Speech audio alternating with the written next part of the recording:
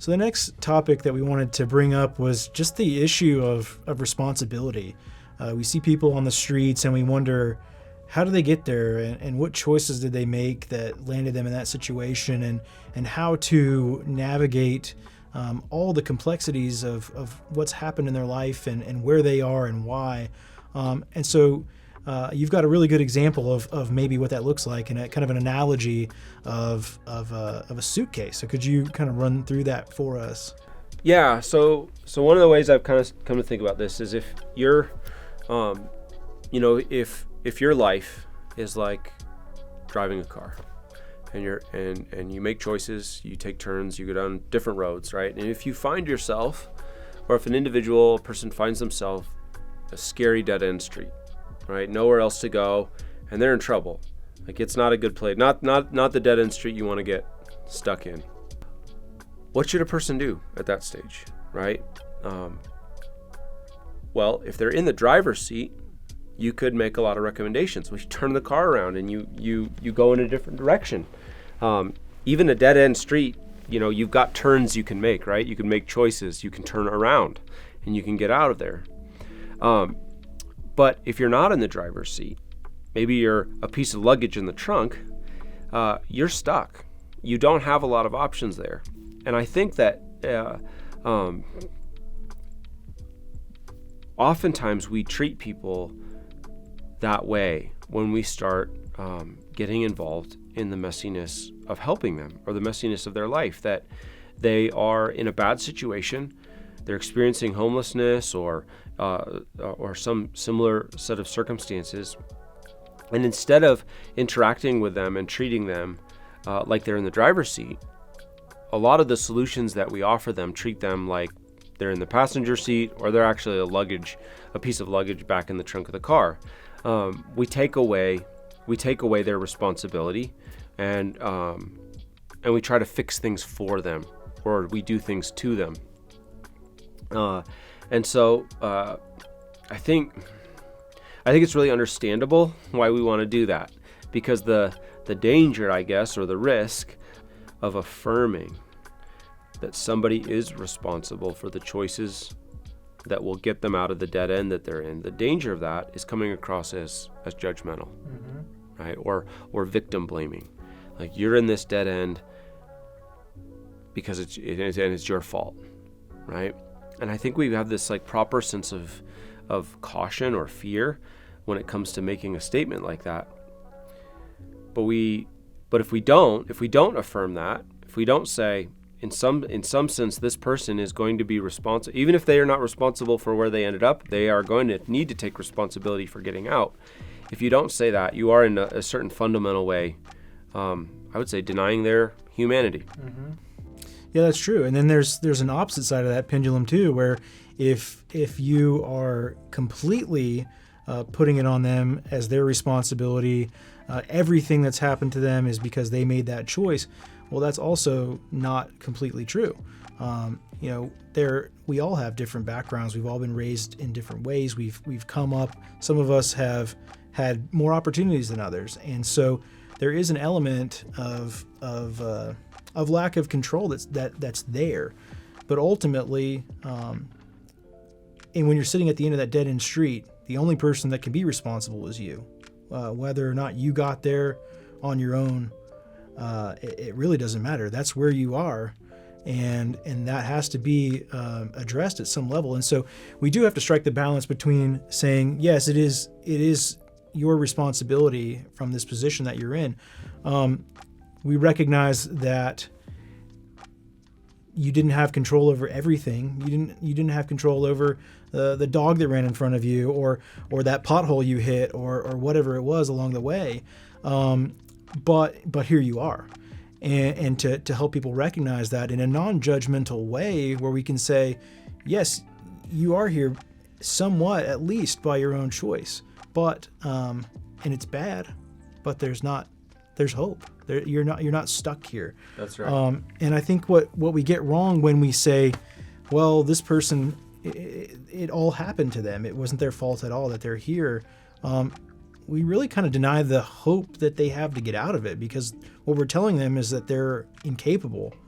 of getting out of that situation. And I think that's what we see in a lot of large scale programs where we basically treat people as if they're in the situation that they're in, they're never going to get out, and we just have to sort of keep them alive and somewhat happy, and that's all we can do. That's not dignifying either. And so you're looking at these two ends of the pendulum where you're either completely judging somebody for what they've done and they're stuck there and they're on their own and they need to figure it out and bootstrap their way up, or they're not at fault at all. And it's up to us to just kind of try to make them comfortable and not expect anything out of them. Neither one of those is dignifying. And so, like, how can we look at a person who's in a situation caused by some of their own choices and some of the factors that they've just come up through providentially? How do we strike a good balance, and what should we do in that? Yeah, great question.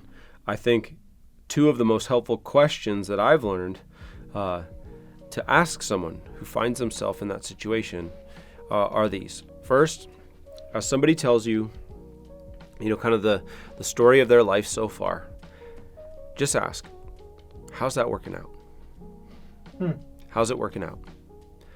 And if somebody, as this happens often, someone might say it's working out great, right?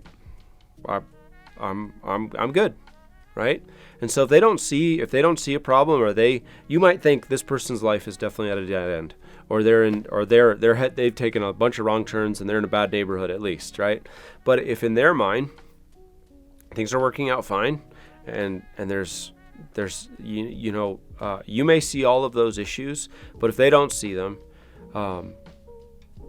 you need to find out fast, right? Because if we start trying to solve problems for somebody, and this isn't just true, I think of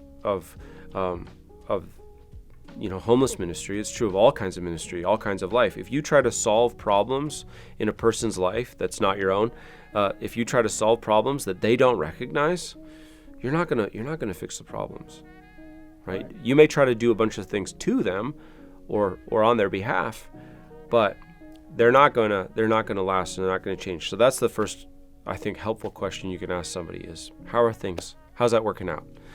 The second question, which I think is really powerful, is, what do you want to do next? Because it cuts through all of the complexity and the murkiness of whose fault is it, right?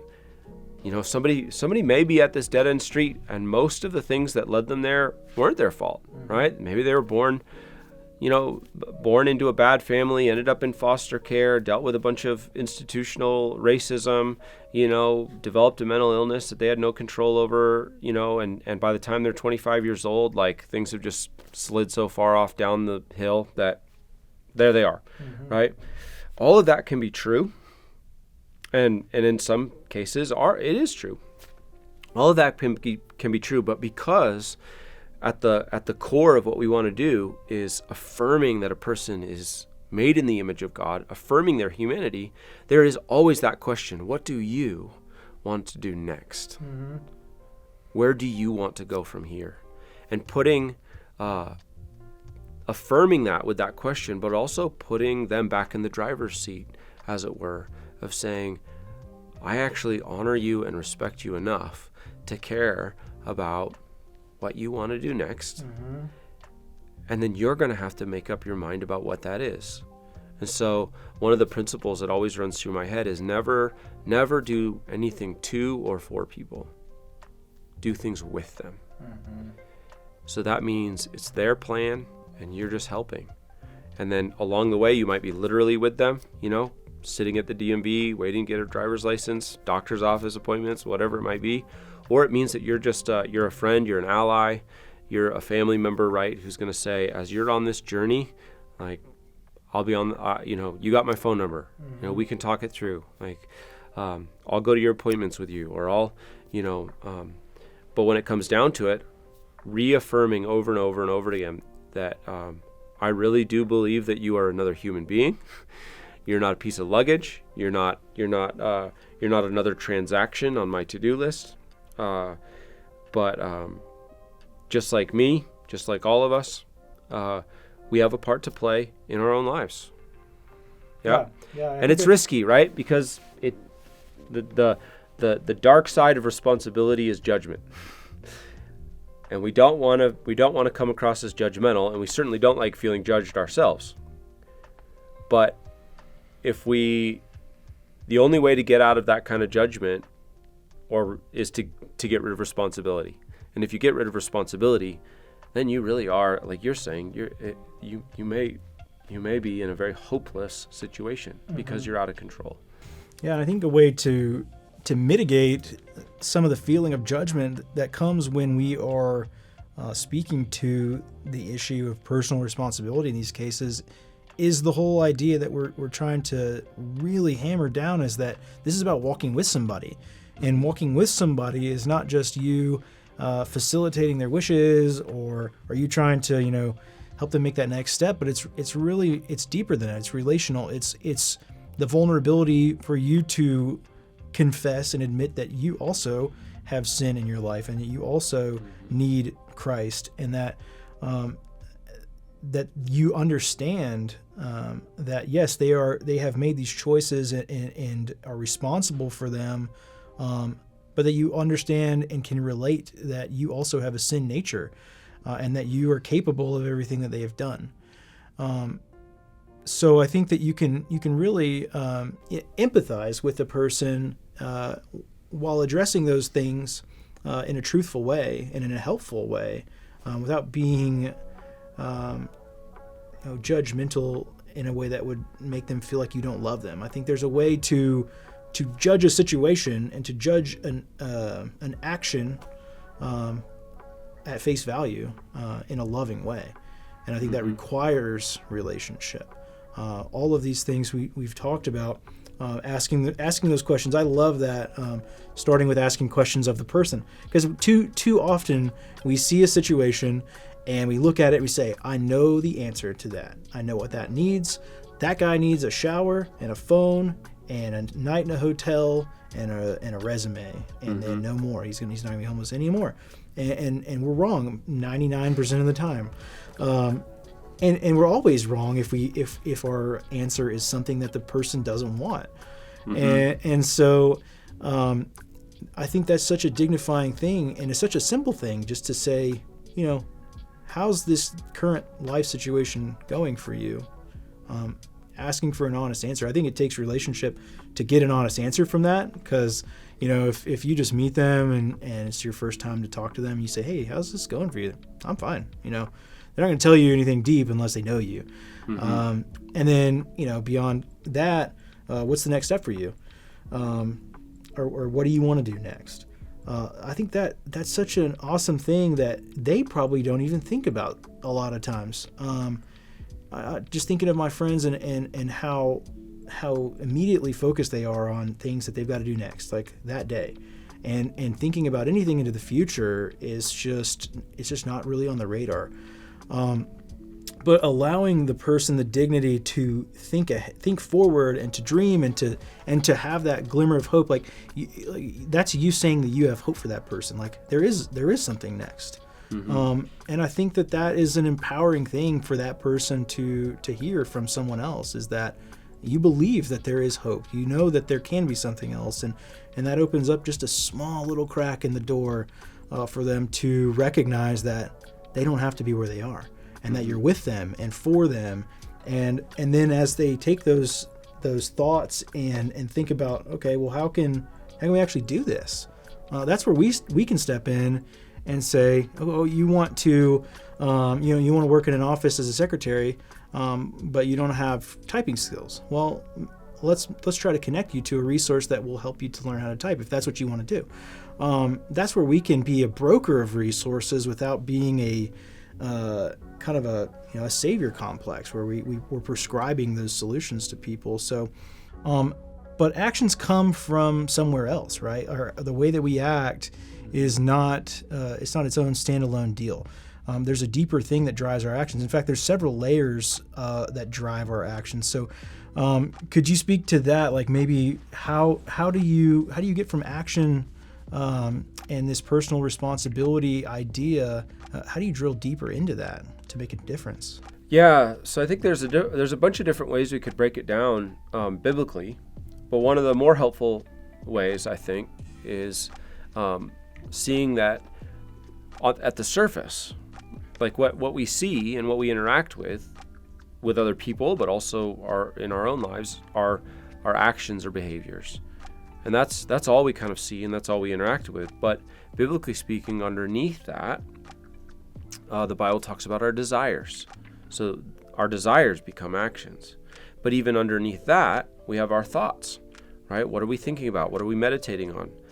And even underneath that is what Scripture calls the heart, which is in some ways all of those things all mixed up together, but it's the core of who we are. And it's very tempting to separate those things from each other, right? So we love to think, I love to think about myself as a basically really good person that sometimes acts in these really bad ways, and maybe a little bit more frequently has some questionable desires, and a little bit more frequently has some bad thoughts. But my heart is good. It stays the same.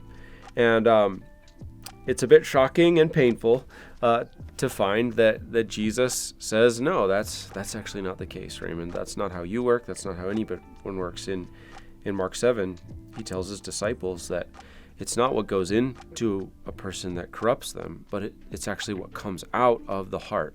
It's out of the heart of men and women come all of our evil thoughts and desires and our actions.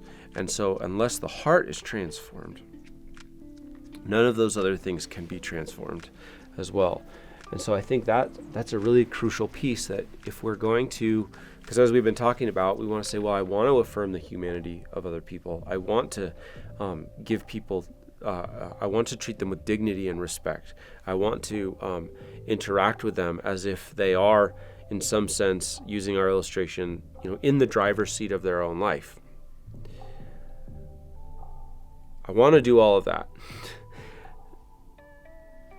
And then we get to what Jesus tells us about where all of that comes from. And so it's a heart issue, ultimately. And this is something, I talk with people a lot about, and people that are on the streets or coming off the streets or coming out of an addiction or at all different stages of life. It's a liberating thought because we know that by the power of God's grace and by the power of the gospel, our hearts can be transformed. But it's also a scary thought because it means that the problem with me is actually me, right? It's in Raymond. It's in my heart, and that heart has to be transformed.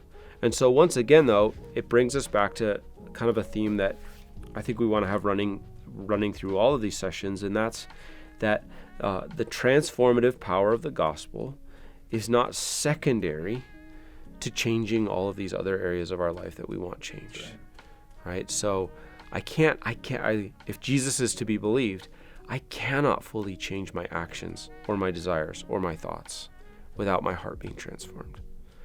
So if my life has, in some sense or to some degree, come off the rails, I can't set it right without his help. I can't just modify my behavior or my desires enough to actually experience true transformation unless something is transformed in my heart. Mm-hmm. And I can't do that for somebody. You can't do that for somebody. Nobody can do it. It is literally a miracle that comes by the gift of the Holy Spirit, by the gift of faith and regeneration and all of these things that we usually associate with salvation. We should, right?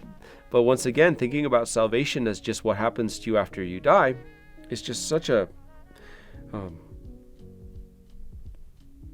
abbreviated and incomplete way of thinking about what salvation is. Because if salvation is a transformation of the heart, and the heart directs all of those other parts of our life, then we should be able to say confidently to each other, whether and to somebody who's on the street or not, that the power of God's grace in your life will translate out into all of these other areas of your life. So you will experience a difference in the way that you think. You will experience a difference in what you desire. You will experience a difference in the way you behave. And if any of those things have contributed to the hardship that someone's experiencing, and they have, because it's true for all of us, if any of those things have contributed to their hardship, then the transformation of their heart through the gospel will lead them to an end of those hardships, right? And it's not overnight. It's not, snap your fingers. You accepted Jesus, and now your problems are gone. But it's really liberating and hopeful, even if it's really scary. And said the wrong way comes across as a little judgmental. Yeah. I think about just our own lives and how we can know 10 different steps to take to have a better marriage or something like that. We can do these behavior modifications that have positive reinforcement from the society, and it helps us to get along. But we can still just be so broken inside, and behind closed doors, in our heart, there's so much mess. So what we don't want to happen is for us just to tidy up our friends so that they can get along in the world and have a decent life and die and not know Christ. Like, that's the worst case scenario. That's the least loving thing I could do for somebody, is to never let them know about the best news that there is. And in our own relationships with God, we want to obey Him. We want to do the things that He wants us to do. We want to love the things that He loves, and that's a struggle. But I found, at least for myself, and I think we could look at this across the board, is that taking those actions and bootstrapping our way to try to obey God is not what He wants from us. Mm-hmm. He's not looking for us to follow an instruction manual to check the boxes and so that we are accepted by Him. But in fact, He accepts us already and welcomes us into His family after being enemies of His, and gives us His name.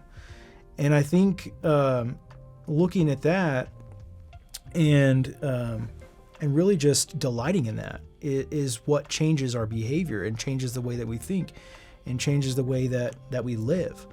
And that's what we need.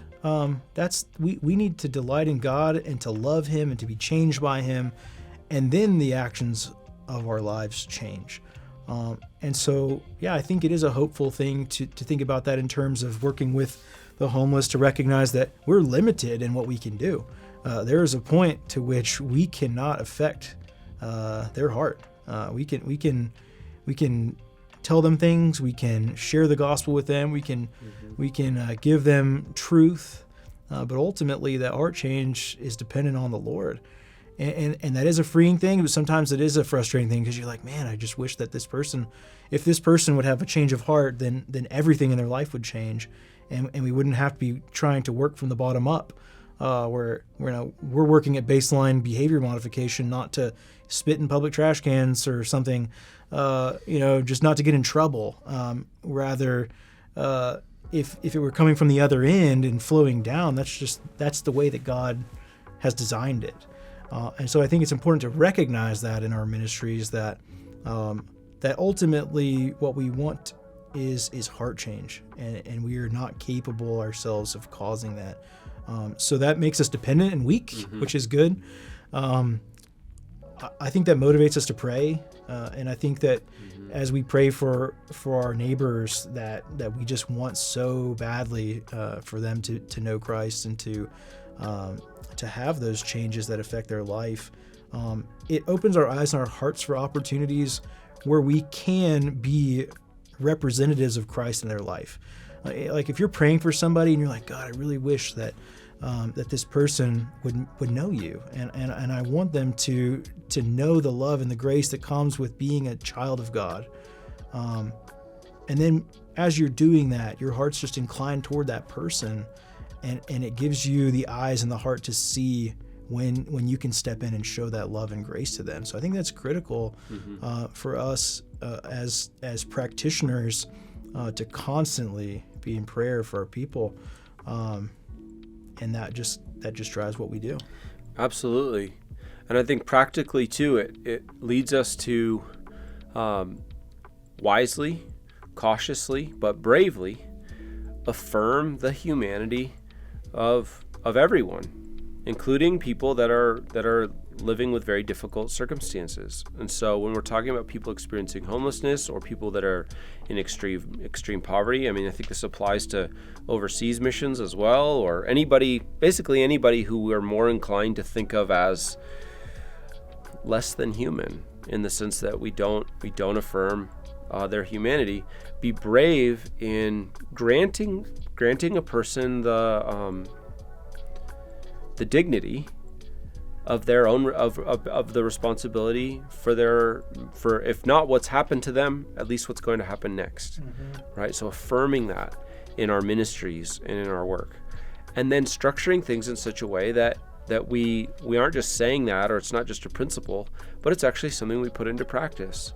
Like we've talked about, doing work with people, whether they're doing a resume or job applications or just anything that's having to do with the computer. And it's like, you can know, if I was doing this myself, I could get it done in about, 5 minutes.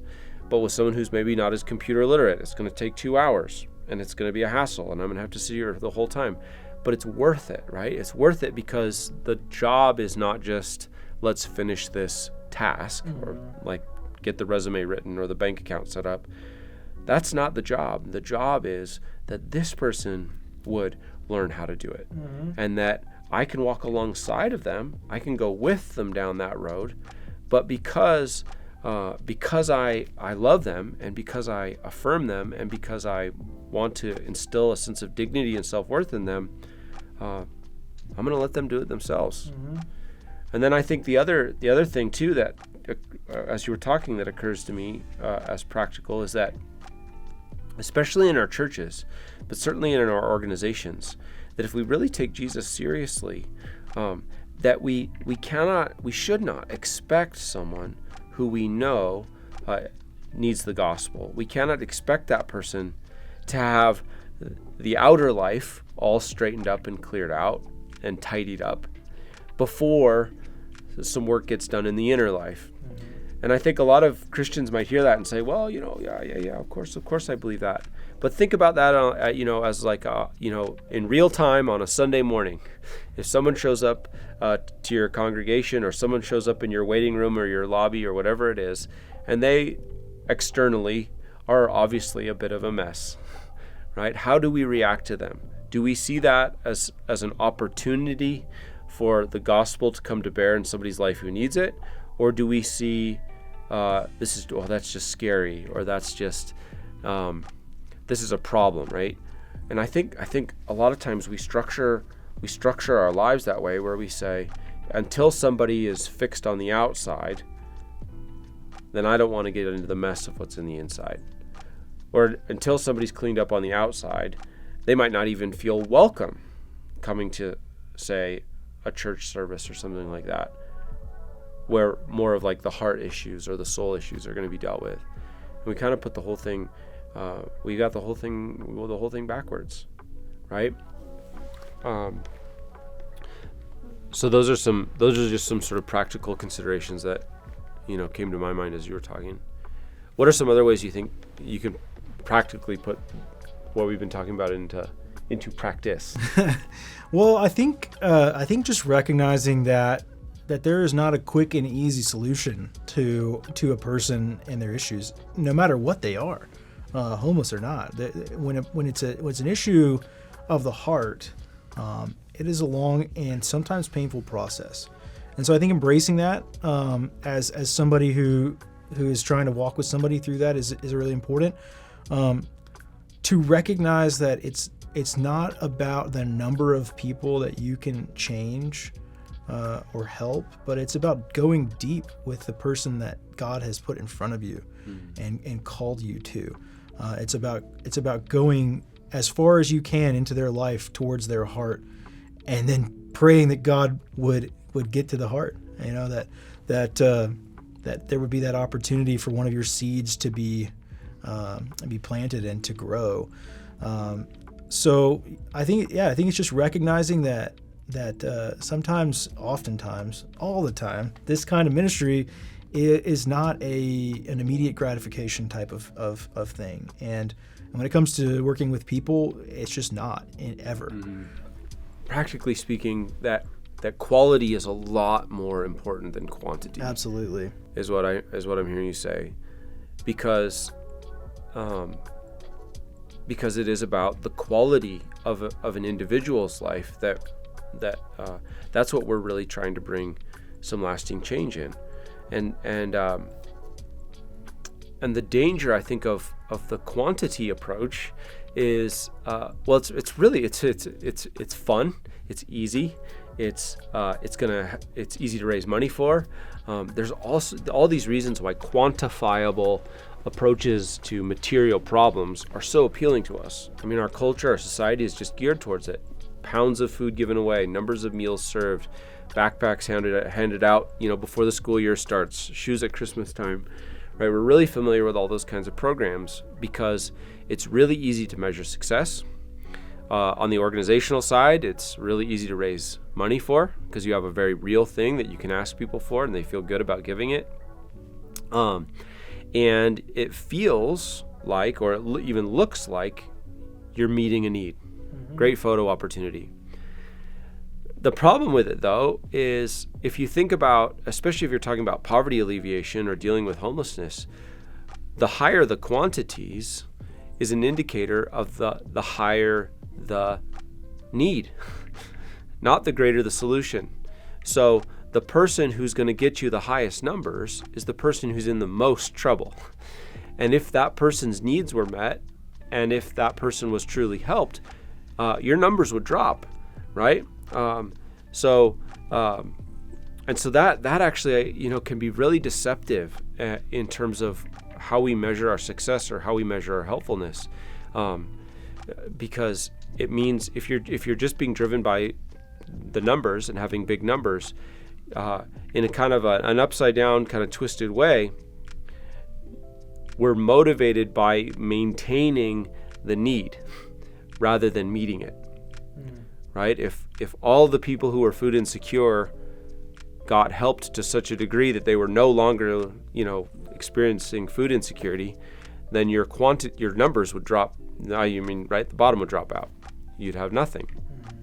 And so I think organizations that kind of build themselves to be driven by that kind of model or that kind of ministry can end up in this really kind of sad place where, for their own survival, to raise funds or to have a mission or to do anything, they actually have to maintain the need instead of solving it.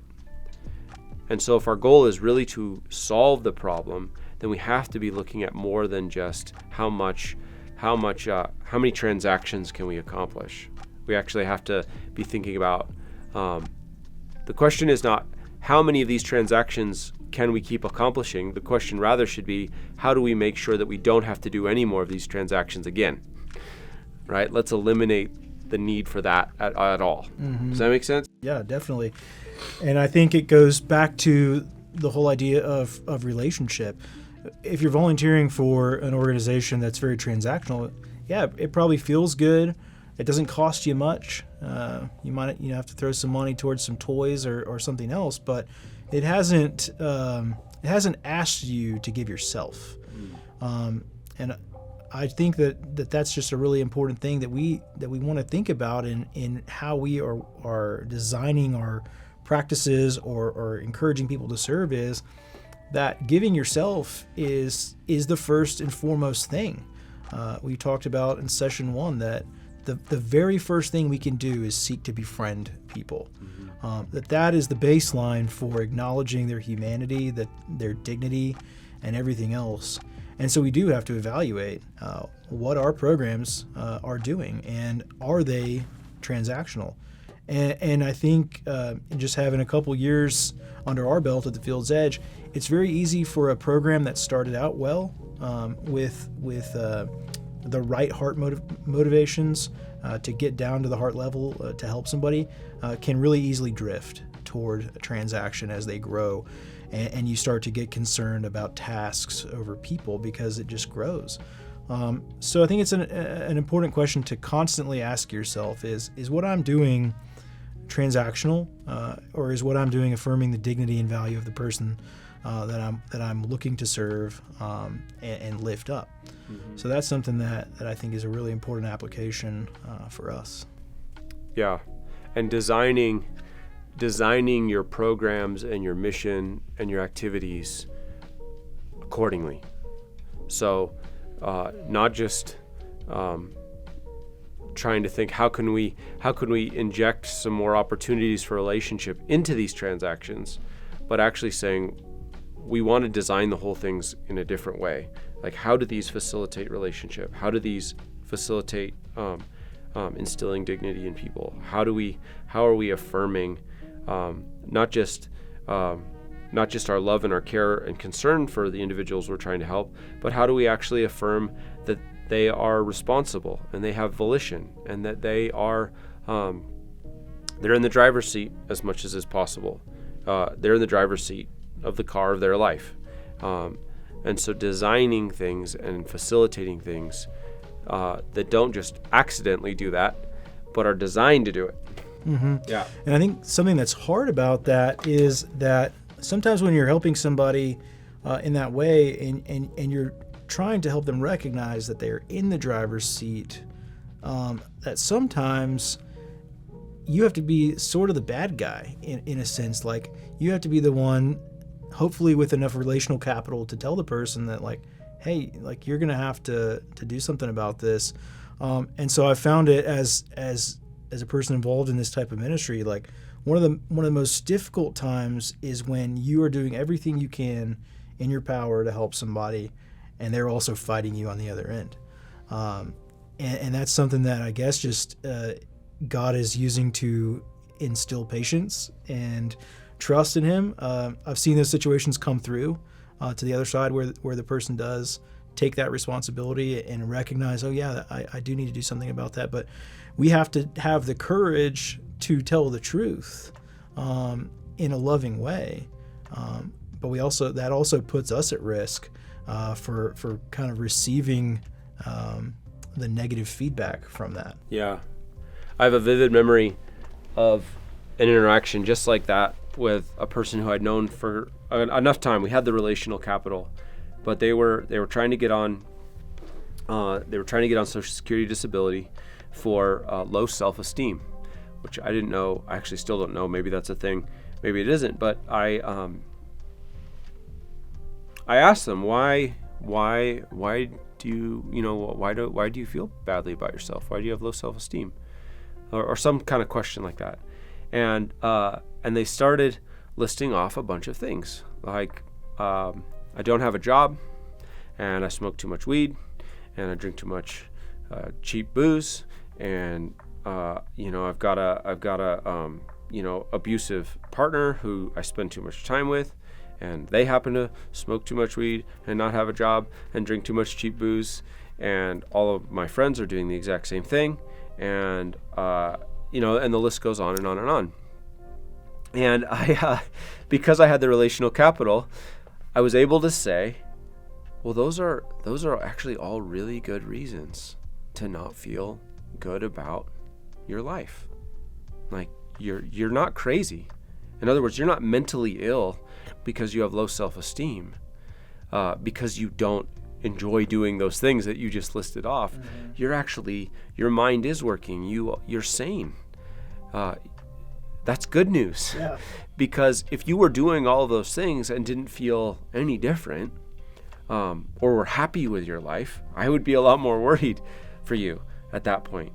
I said, "What have you ever thought about getting a little part-time job, spending a little bit less time with the abusive partner, drinking a little bit less, smoking a little less weed, spending a little less time with the same group of friends that are just doing all the same things?"